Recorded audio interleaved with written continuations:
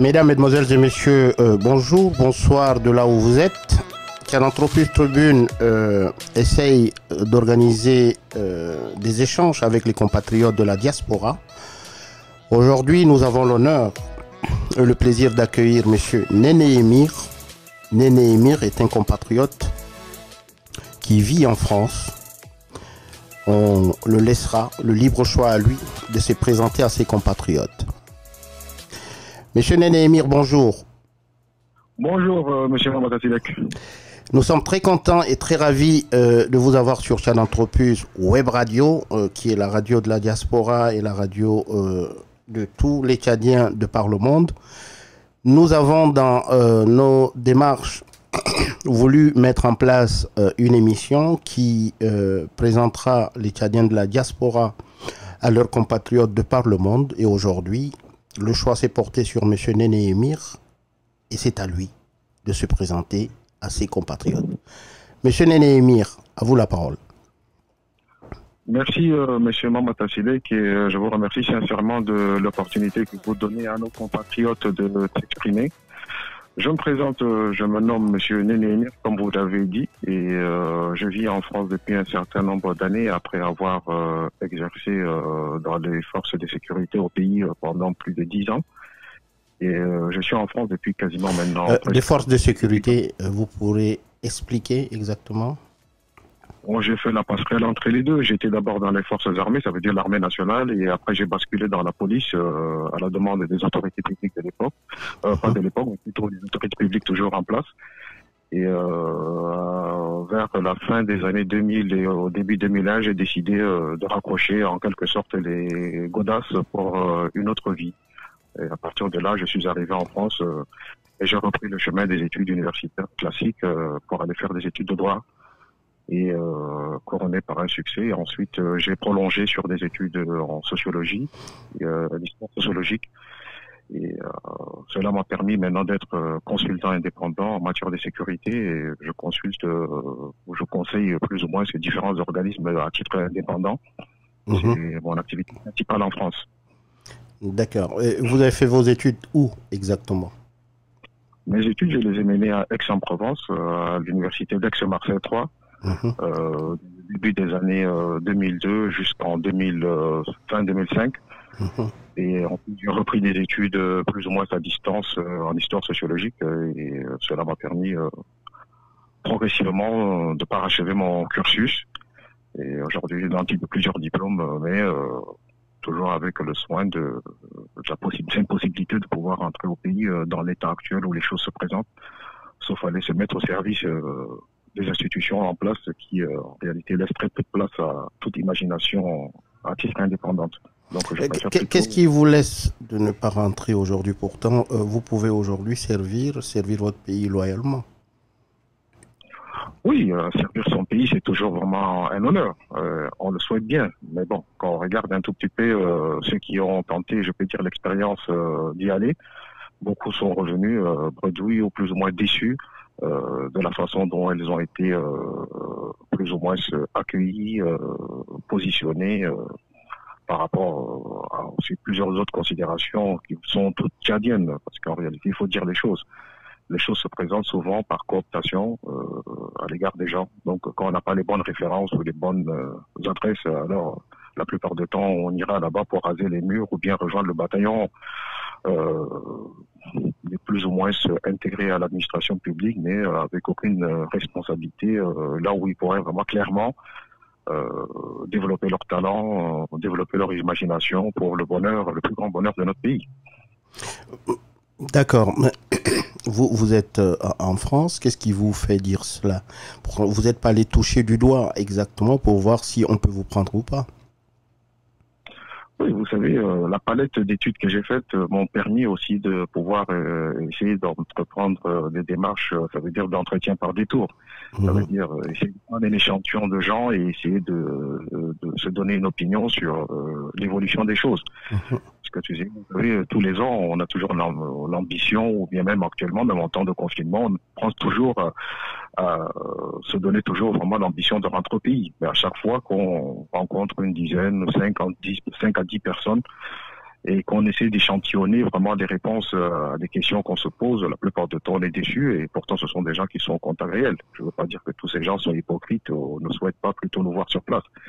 C'est qu'en réalité, il n'y a pas vraiment une approche en matière programmatique qui, comme dans d'autres pays, on voit au Rwanda ou ailleurs, après le génocide, on a vu les autorités rwandaises aller chercher les ressortissants rwandais dans les différents campus universitaires. Moi, j'étais à Aix-en-Provence, j'en ai vu quelques-uns. J'ai vu des officiels rwandais dans les universités en train de démarcher les étudiants rwandais en essayant de leur démontrer vraiment par A plus B vraiment l'intérêt d'aller au pays pour essayer d'apporter leur concours au développement ou au programme que le président Kagame met. Pourtant, ça restait toujours un régime de type autoritaire, mais qui aujourd'hui, on peut le dire, avec l'apport massif de la diaspora, ça permet au pays plus ou moins d'avancer. Mais bon, au Tchad, la diaspora est prise pour apatride, hypocrite, etc., etc. Bref, tous les superlatifs sont mis sur elle, donc sauf venir par cooptation, là on a plus de chances de devenir quelqu'un. Vous êtes tchadien à l'étranger. Vous êtes tchadien à l'étranger et vous semblez être très au courant de ce qui se passe au pays. Quel regard avez-vous du Tchad actuel par rapport aux indices de développement? Oui, le regard qu'on a vraiment, c'est un regard plus ou moins mitigé. Vous savez, il y a quelques années, j'ai eu à collaborer avec la COFES. C'est en quelque sorte, pour faire très simple, pour ceux qui ont un tout petit peu quelques notions en matière d'économie, ils savent que généralement, pour les grandes économies, il y a des agences de notation, Standard & Poor's, tout ça, mais pour des pays à faible économie comme le Tchad, généralement, c'est la COFES qui sert d'indice de référence. C'est un organisme plus ou moins mis en place par les assurances. D'ailleurs, les gens peuvent aller consulter le site. Ça s'écrit C-O-A-C-E, COFES. Et on verra bien la note du Tchad. La note du Tchad est vraiment l'une des plus basses. D'ailleurs, c'est pour ça, ce que je trouve assez quand même paradoxal quand je vois les autorités publiques à chaque fois dire oui, on a fait un appel aux investisseurs, etc., etc., et on met en place différents programmes comme celui qui vient d'être mis dernièrement en place par je crois, le responsable de la Chambre de commerce ou un conseil présidentiel, je crois, pour l'appel aux investisseurs. Tout cela, j'ai dit, ça frôle quelque part le ridicule parce que la réalité, c'est qu'on ne met rien en place pour essayer vraiment de créer des conditions par lesquelles on mettra en confiance des investisseurs, parce qu'il faut te dire qu'un investisseur, quand il arrive dans un pays, la première des choses qu'il veut savoir, c'est qu'il faut que les conditions matérielles, sécuritaires, structurelles, et même, je peux dire, philosophiques, soient plus ou moins mis vraiment en bon ordre. Mais au Tchad, on sait très bien que la plupart des gens, même des Tchadiens, des nationaux qui ont envie de créer une entreprise, ils se retrouvent avec une palette de guichets, là où ils sont obligés à chaque fois d'aller, à chaque étape, ils sont obligés plus ou moins de faire différentes courbettes pour arriver finalement à terme de leur parcours à créer une entreprise avec toutes les difficultés qui sont derrière. Donc ça, c'est une réalité d'ailleurs que personne n'exclut. D'ailleurs, s'ils ont créé ce conseil présidentiel, c'est pour tenter de booster cela, mais bon, je doute fort que ça soit le cas. Monsieur Néné-Émir, vous vous êtes pas dit que avec les diplômes que vous avez, vous excellez dans la consultance, comme vous le dites d'ailleurs à vos compatriotes, est-ce que dans le domaine de l'éducation, vous ne pourrez apporter votre apport? Quel conseil vous pourrez faire en regardant aujourd'hui le système pédagogique tchadien en matière d'éducation? L'éducation, je crois que c'est peut-être le parent pauvre. Vous savez, depuis à peu près une trentaine d'années, maintenant, on a vu plus ou moins la désagrégation du système éducatif tchadien. C'est peut-être il y a eu une avalanche, entre guillemets, de gens qui sont plus ou moins diplômés, mais sans pour autant que la qualité, on a privilégié plutôt la quantité qu'à la qualité. C'est ça la réalité. Donc au Tchad, aujourd'hui, on distribue quasiment des diplômes dans l'enseignement supérieur de façon peu convaincante, parce que j'en ai rencontré quelques-uns ici qui tentent l'expérience de cycle, de second cycle, troisième cycle, et beaucoup sont vraiment de qualité médiocre. Et ils ont quasiment à peu près, je veux dire, l'équivalent pour une personne qui a une licence au Tchad, il a à peine le niveau de quelqu'un qui a franchi le cap du second cycle lycéen. Donc c'est pour vous dire quelle est vraiment la tentation. Et beaucoup viennent ici d'Erical. Et même l'année dernière, j'en ai eu quelques-uns qui étaient venus par le parcours de Campus France. Et je les ai vus dans le campus complètement errer, être perdus, ne sachant pas trop où aller. J'avais même fait un billet, je crois, à l'époque, pour informer le ministre des Affaires étrangères, comme quoi, déjà, l'organisation en amont était mal faite, et ensuite, une fois arrivé là, beaucoup n'avaient vraiment aucune qualité vraiment pour suivre un parcours digne de ce nom et de qualité comme ce fut pour nos parents à l'époque quand ils étaient venus ici, étaient parmi les plus brillants élèves. Et aujourd'hui, ce n'est plus le cas. En faisant le politique et le côté enseignement et éducation, je voudrais qu'on fasse, pardon, en faisant l'économie et le côté éducation, je voudrais qu'on fasse une espèce de rétrospective sur la politique au Tchad et les derniers événements. Quel regard du cadre de la diaspora qu'avait sur tout ce qui se passe autour de la nébuleuse Boko Haram, le Tchad qui combat seul Boko Haram et ce qui s'ensuit. Ce qui me touche le plus dans ce qui se passe en ce moment, c'est plutôt si je devais faire mon opinion, étant donné que j'ai eu à faire un parcours aussi dans les forces de sécurité, j'ai quand même une appréciation plus ou moins, pour pas dire négative totalement, sachant que le Tchad a plutôt privilégié une approche militariste de la chose, présentant Boko Haram comme une organisation, pas comme une organisation, mais plus ou moins comme une espèce d'État souverain qui est en guerre contre le Tchad. Donc en réalité, il s'agit d'une nébuleuse. Et une nébuleuse ne se combat pas avec les moyens d'une armée moderne. Parce que ce que le Tchad a toujours présenté, c'est des bataillons. Vous savez, on essaie un peu de faire comme au Soudan dans les années 90 avec les Diva-Chabi, où on mobilise l'opinion publique à coups de communiqués, de messages. Tous les musiciens s'y mettent en branle, comme si on était vraiment en guerre, que le pays était en guerre. Vous voulez dire qu'il y a quand même une démesure de la communication autour de cette affaire? Oui, ça c'est clair. C'est quasiment tous les observateurs tchadiens sérieux, excepté ceux qui sont plus ou moins étiquetés politiquement et plutôt proches de la majorité présidentielle, ne diront pas le contraire. Il y a une surmédiatisation de cette opération, alors qu'en réalité, pour moi, Boko Haram devait être combattu par les moyens des services d'intelligence.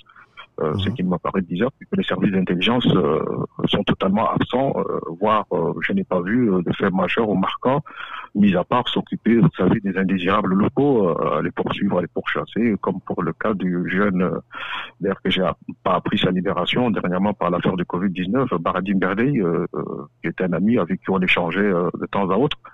Baradim Berdey n'est pas libéré, hein, à moins que je suis... Oui, il n'est pas libéré. Il n'est pas libéré. Il n'est pas libéré. C'est ce que j'ai appris ce soir. Genre, en lisant tout à l'heure les réseaux sociaux, j'ai vu qu'il n'a pas été libéré, ce qui m'a paru bizarre.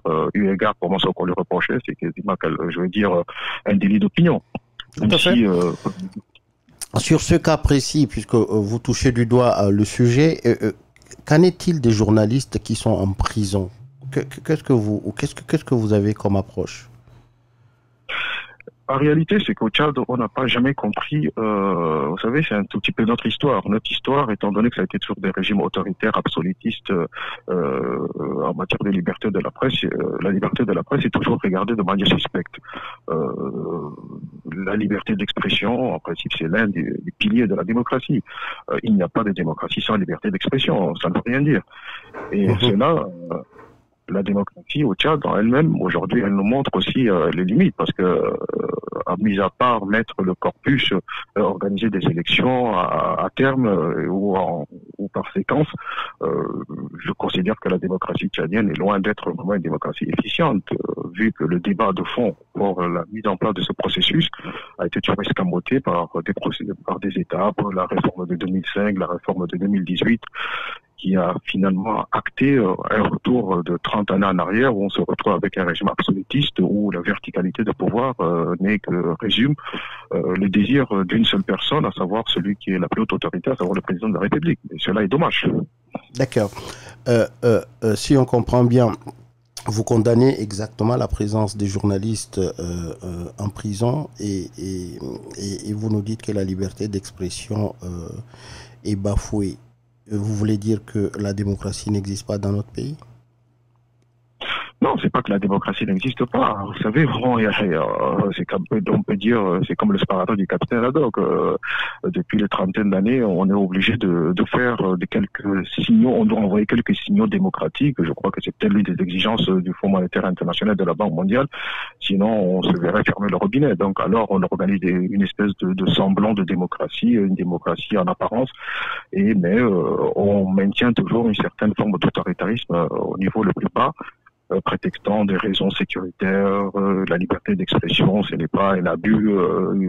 On considère qu'il va falloir toujours réguler. Alors que finalement, on est en train, ici en France, par exemple, vous prenez le cas, le président Macron, tous les jours que Dieu le sait, tous les matins, vous verrez bien énormément de billets écrits ça. Et là, critique sur sa gestion de divers événements, par exemple pour le cas du Covid-19. Là-bas au Tchad, c'est quasiment impossible. La presse est toujours en quelque sorte au bord du précipice, le précipice judiciaire en l'occurrence. Je ferai une transversale directement, comme on parle de liberté d'expression, sur les réseaux sociaux. Aujourd'hui, les réseaux sociaux occupent une place majeure dans presque toutes les démocraties de par le monde. Sur l'aspect critique, bien évidemment. Mais au Tchad, aujourd'hui, deux fois, le pouvoir, quand ça l'arrange, communique bien à travers les réseaux sociaux. Quand ça l'arrange pas, critique les réseaux sociaux. Au niveau de la diaspora, c'est le même égard qu'on a à l'envers de certains qui, dans les réseaux sociaux, communiquent mal ou communiquent bien. Vous, le consultant, qu'est-ce que vous avez à dire de cela? En réalité, c'est que d'abord au niveau du cadre, je crois que on a toujours cette tendance à vouloir caporaliser presque tout. Alors, tout ce qui n'est pas en quelque sorte dans une certaine forme de l'ordre établi est considéré comme subversif. Et si on définit déjà la liberté des uns à travers ces réseaux sociaux naissants, parce que ça fait à peine une dizaine d'années qu'ils ont commencé à se développer, certes, ils doivent avoir des organes de régulation. Je ne dis pas qu'un pays doit fonctionner dans un régime anarchique, c'est pas possible. Voir un peu ce qu'on voit dans les réseaux sociaux, mais c'est parce que les outils même de développement ou de régulation de ces réseaux sociaux n'ont pas été mis en application, et voire même ces réseaux sociaux ne doivent pas être aussi l'occasion de faire de la propagande démesurée et qui provoque des réactions, parce que qui dit action dit réaction. La plupart des réactions des gens sur les réseaux sociaux sont souvent des réactions par rapport à l'ultra-propagande qui est en place. Et souvent, les seuls médias publics, savoir la télévision nationale, on peut changer même l'étiquette, ça devient plus ou moins la principale source de communication du seul pouvoir en place, ce qui est peut-être dommageable. S'il y a... Oui. Qu'est-ce que vous dites aujourd'hui des réseaux sociaux quand les gens, par exemple, on prend l'exemple de Facebook, où les gens n'assument pas leurs commentaires ou leurs écrits, et souvent sont dans des pseudos, ou encore ils font des commentaires de manière masquée. Est-ce que vous trouvez que c'est responsable?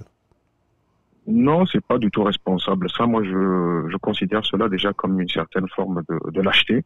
C'est une lâcheté, d'ailleurs, il faut le dire clairement. On doit affirmer, assumer ses opinions. Tout être est responsable de ses opinions, même que si d'autres ne sont pas d'accord. C'est ça la liberté, c'est ça la démocratie. La démocratie, c'est d'assumer ses opinions et de dire clairement, on est d'accord avec cela, on n'est pas d'accord avec cela, on est d'accord avec ceci ou pas d'accord avec cela. D'ailleurs, moi, en étant respectueux, bien évidemment. Bien entendu. D'ailleurs, moi, je me force tout le temps sur le réseau social où je suis le plus en ce moment, c'est plutôt sur Twitter. Je me force, même si quelques-uns sont taquins, j'essaie de garder toujours un peu de la tenue, parce que je considère que à chaque fois que j'essaie un tout petit peu, malgré les attaques, de ramener la personne sur une présentation des plus polies, cela permet cela. Mais je vois un tel déchaînement de haine, de passion, voire quelque part d'insultes, qui me désole, et ça permet à quelques-uns, je crois, peut-être de trouver à travers les réseaux sociaux une forme de défouloir. Mais moi, je crois que c'est aussi une certaine forme de... À terme, ils comprendront que cela ne les conduit nulle part. D'ailleurs, ceux qui créent des sites, des comptes anonymes, la plupart du temps, ça ne reste pas très longtemps. Ils disparaissent très vite qu'ils ont apparu. Sauf qu'ils sont publiquement, assument leurs opinions, souvent continuent à être de façon pérenne et permanente en train de s'exprimer. Très bien. Aujourd'hui, le Covid-19, coronavirus, comme on l'appelle mondialement, comme le disait quelqu'un, un ami, Moustapha Daleb, un machin qui a mis pratiquement le monde entier à genoux. Dans le cas d'espèce de notre pays, est-ce que vous pensez, par égard de tout ce qui se passe dans le monde, vous pensez que le cas est bien géré au Tchad? Je crois que le Tchad est peut-être... je ne peux pas me permettre de dire que le Tchad est mal préparé, parce que je crois que mondialement, tous les États sont très mal préparés. Personne n'avait cru, en particulier les États les puissants se développer comme la France ou ailleurs, pouvaient se targuer de dire qu'ils étaient plus ou moins prêts au regard de faire face à ce genre de pandémie, en disant que leur système de santé était optimal et que les conditions administrative, politique, etc. étaient réunis. Au Tchad, je peux dire jusqu'à aujourd'hui, on est au 11e cas. Il n'y a pas eu encore de décès. On dit qu'il y a une amélioration de la santé de quelques-uns qui ont été confinés. Je crois qu'on est en train de, pour l'instant, on n'est pas encore en mesure de mesurer vraiment l'impact réel des conséquences de ce Covid-19. Je pense qu'on a aussi, on est approuvé par les médias internationaux sur les contaminations, le nombre de décès, et cela laisse très peu, je crois, de choix, le choix vraiment ou l'imagination des autorités publiques, et surtout que je vois que ce soir, même ils ont nommé un nouveau porte-parole pour essayer un peu de canaliser. Vous savez, on est plutôt moins, on fonctionne par tâtonnement en réalité. Mais Dieu préserve le Tchad, parce que sinon, d'après ce que j'apprends des structures sanitaires tchadiennes, je pense que, excepté même le Covid, il y avait eu d'autres cas, par exemple Ebola, qui est ailleurs. On pouvait éventuellement développer ce genre de pandémie ou d'épidémie chez nous. Ouais, je suis pas sûr que mais de façon organisationnelle, puisque les faits sont là, le virus est là. Bien heureusement pour le Tchad et pour les pays d'Afrique, il ne s'est pas encore perpétué comme en Europe ou aux États-Unis. Disons-le, mais si par malheur, aujourd'hui, on transpose les cas Europe, États-Unis, Afrique, est-ce que notre pays s'en sortirait? Parce que quand on fait un peu l'état général des hôpitaux, des cliniques et des salles de réanimation, des lits d'hôpitaux, est-ce qu'on est à même, ça c'est une première question, A dans un petit B, et le petit B, est-ce qu'il y a des ressources? Puisque quand on voit par rapport à un pays comme le Sénégal qui met en place quand même 1000 milliards, 1 billion pour faire face à l'épidémie et ses conséquences, donc macroéconomie, économie, etc. Est-ce que nous, au Tchad, avec tout ce qui a été fait jusqu'à là, cellule de veille, le ministre de la Santé, on le voit aller à gauche, à droite pour pouvoir, et avec des ratés où on chope quelqu'un qui a été contaminé, arrivé par bus, on le chope 4 jours après, on ne sait pas avec qui il a été au contact. Est-ce que quand vous voyez tout ça, la question revient encore, est-ce qu'on est bien préparé? Parce que la question, moi je crois qu'elle est peut-être aussi sur les deux aspects des choses qu'il faut voir. La gestion du coronavirus, tel qu'il aujourd'hui, de la façon, les processus et les mécanismes, les process qui sont mis en place par les États, a deux faciès. Il y a un faciès sanitaire et un côté aussi social. La gestion sociale et la gestion sanitaire du volet. La gestion sanitaire, on essaie on bricole un peu comme tous les États, confinement, etc., tout ce qui va avec. Mais la gestion sociale, moi je crois qu'au Tchad, on est loin du compte. Parler de confinement ou de couvre-feu, je ne sais pas, c'est ce genre de disposition. Il y a un couvre-feu qui commence de 18h à 6h. Des dispositions martiales, comme si le virus se promenait que la nuit, alors que dans la journée, on laisse faire. J'ai vu, par exemple, qu'à Béché, ils avaient organisé l'intronisation du nouveau sultan. J'ai vu des parades militaires du côté du lac Tchad, avec ces militaires qui reviennent à N'Djamena presque sans contrôle. Bref, je suis quand même étonné que jusqu'à là, même du côté sanitaire, déjà, on peut dire que il y a un gros déficit, que les gens ne sont pas gérés à la même enseigne. Mais du côté social, ça va être le grand désastre, il va être du côté social. Parce que si le Covid aujourd'hui tient encore sur plusieurs mois, il va falloir maintenant que l'État, sauf avec peut-être de l'aide internationale, à condition aussi qu'elle soit bien repartie, je ne vois pas comment le Tchad pourrait s'en sortir à lui-même, vu vraiment l'état de nos finances publiques en ce moment, parce que tous les indicateurs qu'on arrive, ça et là, d'ailleurs, je ne sais pas s'ils sont fiables, qui sont transmis par les autorités tchadiennes, laissent à penser que la situation économique et financière de notre pays est vraiment dans un état calamiteux, et surtout qu'en plus, avec la chute du prix du baril de pétrole, je ne sais pas trop comment ils vont faire une gestion sociale efficiente, vu que les réserves en tant que telles au Tchad sont plus ou moins hypothétiques, les réserves de change en l'occurrence. Aujourd'hui, vous savez, le Covid-19 fait que il y a eu loi, il y a même un communiqué du gouvernement qui demande quand même aux commerçants de ne pas de respecter les prix des matières premières, les matières d'alimentation, et avec ça, beaucoup de citoyens disent que les commerçants ne respectent pas les prix. Et vous, votre regard, vous pensez que l'État n'exécute pas vraiment clairement, ou bien simplement vous pensez que c'est jugé à but de corruption et que les commerçants s'en sortent toujours? Au Tchad, on a eu toujours un problème. Moi, je me souviens, vous savez, dans les années, alors, au milieu des années 90, au moment de la dévaluation, le gouvernement tchadien a mis en place, dans le cadre du mécanisme des mesures d'accompagnement mises en place à l'époque par la France et les décideurs, ceux qui ont décidé de la dévaluation, un mécanisme soi-disant de contrôle du prix. D'ailleurs, je crois qu'il doit y avoir même une direction au niveau du ministère du Commerce qui est chargée de cela. Et nous, flics à l'époque, on avait la responsabilité tous les matins d'essayer d'aller faire un peu la levée des prix sur le marché pour essayer d'informer le gouvernement. Mais en réalité, la logique commerciale, et ça plus tard je l'ai appris quand je suis reparti à la fac pour aller faire des études de droit, c'est que le commerce, il est au pays au principe de l'offre et de la demande. De l'offre et de la demande. Et en l'occurrence, c'est que l'État tchadien n'a jamais cherché à réglementer la consommation du Tchad en amont. Notamment, par exemple, ici en France, vous avez des structures de genre Rungis, ces centres de stockage alimentaire qui permettent à l'État, à l'époque, le Tchad avait, je crois, l'ONC à l'époque, l'Organisation des céréales, qui permettait de stocker des céréales et de vendre à prix coûtant pour essayer de jubiler la période où il y a un déficit céréalier national, etc., etc. C'est ça. Toutes ces structures ont disparu, les programmes nationaux de sécurité alimentaire, ça a été un désastre pas possible, les mécanismes mis en place par la Banque mondiale ont été l'occasion pour certains plus autos de s'enrichir. Bref, on regarde clairement qu'aujourd'hui... Oui, mais Néné, je vous comprends très bien, mais quand on a tendance toujours à accuser l'État, mais quand l'État fait ce communiqué-là et demande quand même aux commerçants, face à une espèce de pandémie comme le coronavirus, de pouvoir respecter les prix. Cette fois-ci, ce n'est plus l'État. Moi, je pense que, est-ce que ce n'est pas simplement les commerçants? C'est pas les commerçants qu'il faut interpeller, c'est pas les commerçants. Parce que là, l'État a pris la décision, mais on ne pourrait pas dire que c'est la faute de l'État. Oui, je comprends aisément que l'État ne peut pas faire tout, ça c'est tout à fait logique. Les commerçants ont aussi leur responsabilité, au nom de la liberté d'entreprendre, ils ont leur propre responsabilité. Mais comme je viens de dire tout à l'heure, le principe de l'offre et de la demande, il est aussi déterminé en fonction des charges que les commerçants subissent par derrière, par en amont.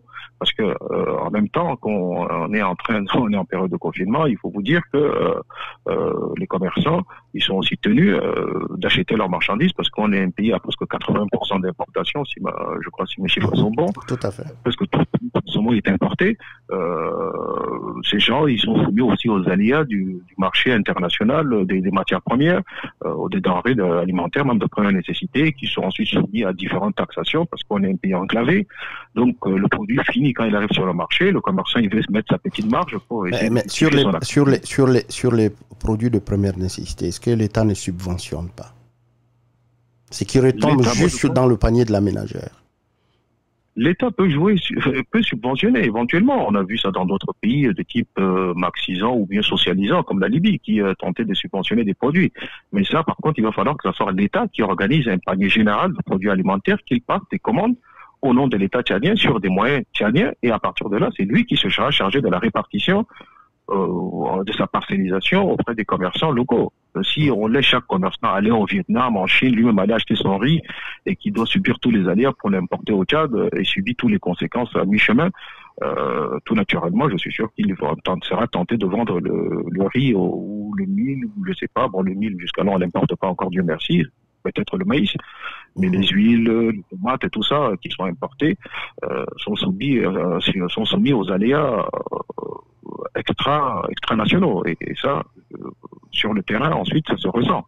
Donc l'État, il peut faire quelque chose, et les mécanismes qui, il y a 6 mois ou une année, je crois, le président avait décidé un mécanisme de gel de prix pendant une période de 6 mois. J'avais trouvé ça totalement déplacé et qu'économiquement, c'était pas du tout justifié, parce que ça voulait dire que ceux qui, pendant cette période de 6 mois, gelaient leur prix ou bien diminuaient leur prix, ça allait provoquer tout naturellement une forme de pénurie organisée qui minerait plus ou moins sur le développement des entreprises qui peinent déjà à décoller, parce qu'au Tchad, on est toujours dans un secteur informel. Pour vous dire, même ceux qui se targuent d'être des grands commerçants, en réalité, ne sont que des petits micro-commerçants avec des chiffres d'affaires plus ou moins aléatoires. Monsieur Néné Émir, on a été très ravis de partager avec vous ce moment. Vu les minutes, on ne les a pas comptées, mais on est à 29 minutes pile poil. Merci à vous. Nous rappelons aux auditeurs que c'est M. Néné Émir, qui est consultant indépendant et en France, tchadien bien évidemment. Et au plaisir d'avoir un autre compatriote très bientôt avec qui nous allons pouvoir échanger pour vous, pour nous tous et pour le bien des Tchadiens. Néné Émir, merci beaucoup. Merci bien à vous et protégez-vous de ce Covid. Merci à vous aussi et à vos familles. Merci beaucoup. Merci Néné. Merci beaucoup. Merci, bonne soirée. Oui, c'était Tchadanthropus Tribune en exclusivité avec Néné Émir. Et puis au choix, on portera le choix sur un prochain compatriote qu'on présentera à nos compatriotes.